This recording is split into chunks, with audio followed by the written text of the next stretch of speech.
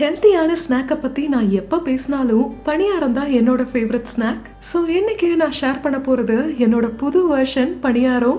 நான் இன்னைக்கு செய்ய போறது பருப்பு பாலக்கீரை பணியாரம். இங்க நான் பாசி பருப்பை எடுத்திருக்கேன். இது 1 கப். இத 2 மணி நேரத்துக்கு நான் ஊற வச்சிருந்தேன். அப்புறம் இது சின்ன அரிசி 1/4 கப். இதையும் 2 மணி நேரத்துக்கு ஊற வச்சிருந்தேன். இந்த மாவுல அரிசி சேர்க்கறது ஆப்ஷனல் தான். வேணும்னா நீங்க பருப்பை மட்டும் சேர்த்துக்கலாம். இப்போ முதல்ல நம்ம மாவு செய்ய ஆரம்பிக்கிறோம். இந்த பாசி பருப்பை எடுத்து நான் மிக்ஸி ஜார்ல போட்டுக்கிறேன். அதை கொஞ்சம் கொஞ்சமா அரைச்சிக்கலாம். இல்லாட்டி அரிசி அரைப்படுறக்கு ரொம்ப நேரம் எடுக்கும். இப்ப நான் அரிசியை சேர்த்துட்டு இது கூடவே நான் கொஞ்சம் இந்த பச்சை மிளகாய், அப்புறம் இது 2 பல்லு பூண்டு, அப்புறம் ஒரு சின்ன துண்டு இஞ்சி சேர்க்கிறேன். உங்களுக்கு வேணும்னா இஞ்சி பூண்டு சேர்க்க விருப்பம் இல்லாட்டி நீங்க இதை போட வேண்டாம். அப்புறம் அரைக்கும் போது ரொம்ப கம்மியான தண்ணியை சேர்த்துக்கோங்க.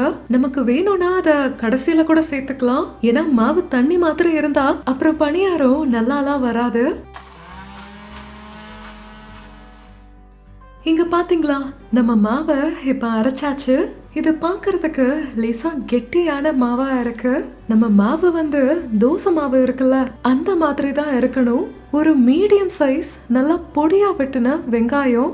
வேணும்னா நீங்க கேரட், பச்சை பட்டாணி இல்லாட்டி பீன்ஸ்னு எதை வேணாலும் சேர்த்துக்கலாம் உங்க சுவைக்கு ஏத்த மாதிரி. இப்ப கொஞ்சம் நான் மஞ்சத்தூள் சேர்க்கிறேன். அப்புறம் 1 டீஸ்பூன் சீரகம் சேர்க்கலாம். கடைசியா இந்த உப்பை சேர்த்துக்கிறேன். இப்ப கடைசியா இங்க நான் ஒரு கட்டு பாலக்கீரைய எடுத்திருக்கேன். இத நான் நல்லா பொடியா நறுக்கி வச்சிருக்கேன். இப்ப இதை சேர்த்துக்கலாம். இப்ப இந்த மாவை நம்ம நல்லா கலக்கிக்கலாம். இப்ப இந்த மாவு முழுசா பணியாரம் செய்ய ரெடி ஆயிருச்சு. இப்ப பணியாரம் செய்யறதுக்கு கொஞ்ச நேரத்துக்கு முன்னாடி இந்த 1 டீஸ்பூன் ஃப்ரூட் சால்ட், இதை ஈனோன்னு சொல்லுவாங்க, அதை இதுல நான் சேர்த்துக்கிறேன். இத முன்னாடியெல்லாம் நம்ம சேர்க்க வேண்டாம், இல்லாட்டி அதோட எஃபெக்ட் போயிரும். அதனாலதான் இப்ப பணியாரம் செய்யறதுக்கு இப்ப எல்லா குழியிலையும் நான் கொஞ்சம் கொஞ்சமா எண்ணெயை விட்டுக்கிறேன். நீங்க இந்த பணியாரத்தை வெண்ணெயில கூட செய்யலாம், அதுவுமே ரொம்ப ருசியா இருக்கும். இப்ப எல்லா குழியிலையும் நான் இந்த மாவை எடுத்து ஊத்திக்கிறேன்.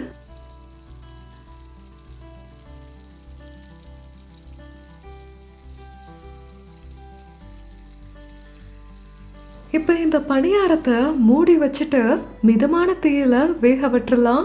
இது வேகிறதுக்கு ஒரு 8ல இருந்து 10 நிமிஷம் எடுத்துக்கும். இப்ப பணியாரத்தை திருப்பி போட்டுக்கலாம்.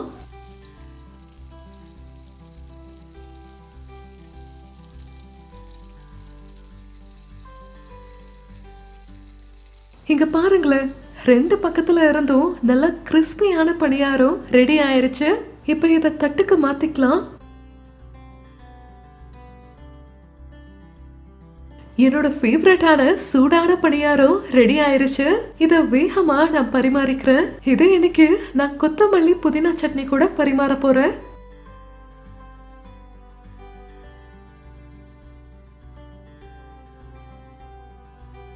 இப்ப இங்க தயாராயிருச்சு சூப்பர் ஹெல்த்தி புரோட்டீன் இரும்பு சத்து நிறைஞ்ச பருப்பு பாலக்கீரை பணியாரம்.